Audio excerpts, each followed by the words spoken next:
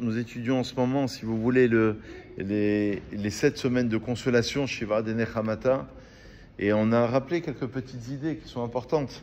On sort de Tisha B'Av et tout de suite, allez, on pense à la reconstruction. Tout de suite, on va, et c'est peut-être l'essence même du judaïsme, de la Torah, du peuple d'Israël, c'est que, regardez, on se fait attaquer de toutes parts, sur toutes sortes de plans et de stratégies, de stratagèmes qui sont organisés, que ce soit en Europe, que ce soit en Israël, un petit peu de partout. Et le peuple juif, non seulement il ne se laisse pas abattre, on en parlait à l'instant avant la tefila, mais il se renforce. Alors, on se dit, mais c'est incroyable. Alors, on devrait lâcher à un moment donné, lâche. Je ne sais pas si vous avez vu la vidéo de tous les rabbins, enfin tous peut-être pas, mais une grande partie des rabbins européens qui sont partis à Auschwitz là, ces derniers jours, ces dernières heures, et ils chantent Anima Amin, Be'emuna Shelema, ça donne des frissons. Vous voyez ces rabbins qui, 80 ans après la Shoah, se rappellent, se souviennent et chantent, et ils donnent l'espoir. Et je crois que la Nechama, elle vient de cela. La Nechama, la consolation. J'ai écouté ça au nom du Rav Ben Chetrit. C'est vrai que quand on perd un proche parent, il a perdu sa femme, il a dit quelque chose qui m'a interpellé. Ça veut dire, la vraie Emouna, elle commence là. La vraie Emouna, elle commence au moment, à l'endroit où tu comprends plus rien. Si tu comprends quelque chose, c'est sympathique. Mais lorsque tu comprends plus rien, c'est la définition même de la Emouna. Et peut-être que la Nechama, justement, elle peut venir dans cette condition-là, dans une condition d'acceptation totale. Alors, j'ai lu un texte ici, dans ce livre, qui parle des fêtes. Alors, bon, c'est un long sujet, je vous en reparlerai Shabbat, on aura plus de temps. La Gemara met en exergue, dans Ta'anit à la page 26, 2 jours de fête. L'Oayu Yamin Tovim l'Israël, Yom Kippourim, Ketu B'Av. Bon, il faut un cours beaucoup plus long pour expliquer, développer. Grosso modo, la Gemara dit qu'à Tou B'Av, c'était la fête des amoureux, n'est-ce pas? La fête des amoureux, la fête des rencontres. Les jeunes filles sortaient dans les rues de Jérusalem, elles se mettaient en ronde et elles dansaient. Bachur Sana et Nechaur. Et ne prête pas, ne fais pas attention à la beauté extérieure, mais fais attention à la beauté spirituelle intérieure. Et Velayofi, la beauté et vanité, d'accord? Shekarachen Velayofi. Et Yom Kippour, en quoi c'est un jour de fête? Pourquoi le Yom Kippourim? Parce que c'est un jour de Mechila ou Sticha Vechapara. Il n'y a pas meilleur que cela. Le Shulchan Aruch dit qu'à la fin de Kippour, tu organises comme un repas de fête. Et mieux que ça. Dieu, il te met sur un plateau d'argent. Allez, viens à la synagogue. Sois sincère, sois honnête, fais tes chouvas et on remet le compteur à zéro. Où tu as vu ça? Il n'y a pas une offre similaire à cela. Sur un plateau d'argent, juste viens. Juste sois sincère et juste essaye de prier, de te concentrer et la teshuva, elle est acceptée. Je vous ai raconté la semaine dernière l'histoire du roi Ménaché.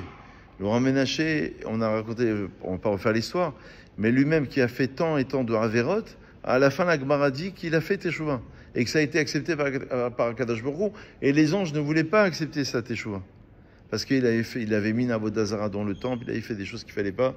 En tout cas, à la fin, ça a été accepté. Donc, il y a 2 aspects majeurs. Là, ici, ce livre, il développe cette idée sur les fêtes et il dit que on peut mettre peut-être en relation les deux jours les plus tristes de l'année, 17 Tammuz et 9 Av, avec Kippour, et on va voir comment les mettre en relation, mais évidemment, et Tou B'Av. Donc Tou B'Av, il y a plein de raisons que la Gemara donne, on en parlera Shabbat si Dieu veut. Donc grosso modo, le 17 Tammuz, c'est la brisure de la muraille de Jérusalem. Il y a d'autres raisons qui sont données aussi. Et le 9 Av, évidemment, c'est le décret, destruction des 2 temps, bien sûr, mais le décret que nos ancêtres allaient mourir dans le désert et d'autres catastrophes. Alors, comment on met en corrélation les deux? C'est qu'en vérité, il y a une corrélation qui est simple. C'est que on aurait dû recevoir le 17 Tammuz, on aurait dû recevoir les premières louchot. Il y a eu la faute du Vaudor, évidemment. Et bien sûr que Kippour est vu comme étant une réparation. Je vous rappelle que Moshe Rabbeinu est monté 3 fois 40 jours auprès d'Hachem pour les louchot et qu'il va recevoir le jour de Kippour les deuxièmes louchot, les deuxièmes tables. Donc il y a déjà une corrélation qui est simple à établir. C'est que le 17 Tammuz, il y a eu la faute du Vaudor. La réparation de la faute du Vaudor, c'est le jour de Kippour. Le Chida, Rabbi Chaim David Azoulay, la vérité, c'est que même au nom du Baal Shem Tov, c'est rapporté aussi. Mais le Chida, il le rapporte, il dit que normalement, alors comment ça s'inscrit dans les textes de Torah. Il faut étudier ce Ridala. Lui, il explique que le 17 Tammuz, ça aurait dû être un jour de fête, similaire à Rosh Hashanah. Et le 9 Av, il aurait dû être un jour de fête similaire au jour de Kippour. Il fait toute une racha sur ça. En tous les cas, ce qu'on sait, c'est que ça aurait dû être des jours de fête. Et qu'à la fin des temps, le prophète Zacharie, chapitre 14, on dit Iyou les Bet Yehuda, les Sasson ou le Simcha, ils deviendront, ils seront transformés comme étant des jours de joie, des jours festifs. Donc, l'idée, c'est de dire qu'on a 2 jours tristes, et en corrélation, il y a 2 jours qui sont extraordinaires. Lesquels? Le Tou B'Av, les jours de Kippour. Le jour de Kippour, c'est une réparation par rapport à la brisure des premières tables. Parce qu'on a fait la faute du veau d'or, parce qu'on s'est séparé d'Hachem, on aurait dû se rapprocher d'Hachem.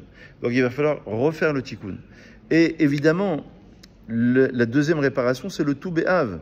Parce que, pourquoi Tou B'Av? Une des raisons majeures, c'est que la Magéfa s'est arrêtée, l'épidémie s'est arrêtée, et il y avait les morts du désert qui se sont arrêtés le jour du 15 Av.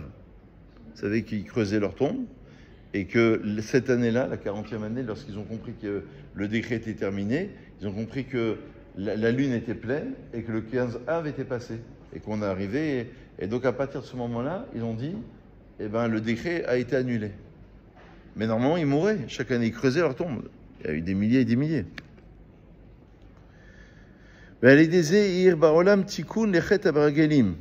Évidemment, grâce à cela, on a réparé la faute des explorateurs. Parce que, pourquoi ils sont morts dans le désert? Parce qu'il y a eu les explorateurs.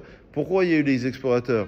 Parce que Dieu, Moshe les a envoyés, Sharlecha les Dartecha, selon sa propre opinion, de les envoyer en tant qu'éclaireurs et qui vont dire du mal sur les restes Israël. Donc ils vont mourir dans le désert. Donc l'origine, c'est les explorateurs.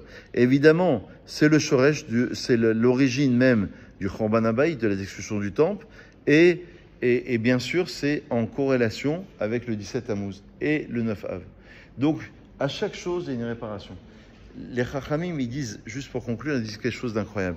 Ils disent que quand on est touché par quelque chose, en vérité, cette chose-là, c'est notre réparation. Si vous voulez, en trait psychologique, ça veut dire que le Gaon de Vilna, c'était un génie. Lui, il dit 2 choses. Il dit qu'il faut que tu étudies ta qualité première et ton défaut numéro 1.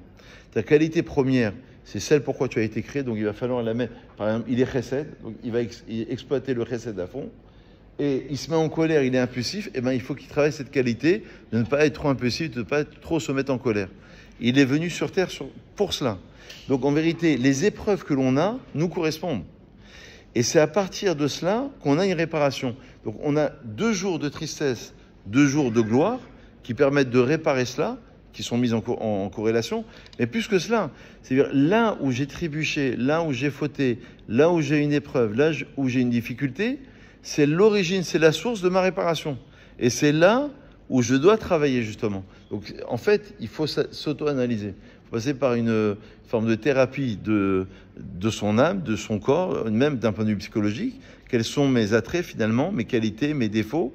Pourquoi je suis venu sur Terre? Et à partir de cela, commencer à faire une réparation, parce que c'est là où il y a une réparation. Les gens ne sont pas heureux, disent nos chachamim, parce qu'ils n'ont pas fait ce travail, parce qu'ils sont en décalage avec eux-mêmes. Et donc c'est une forme de déni. Soit ça ne nous intéresse pas, soit on est dans le déni, soit on n'a pas le temps, on dit bon, on verra demain, après-demain, dans 10 ans. Le problème, c'est que la vie, elle passe entre-temps, et les années, elles passent, et on n'a pas fait ce travail.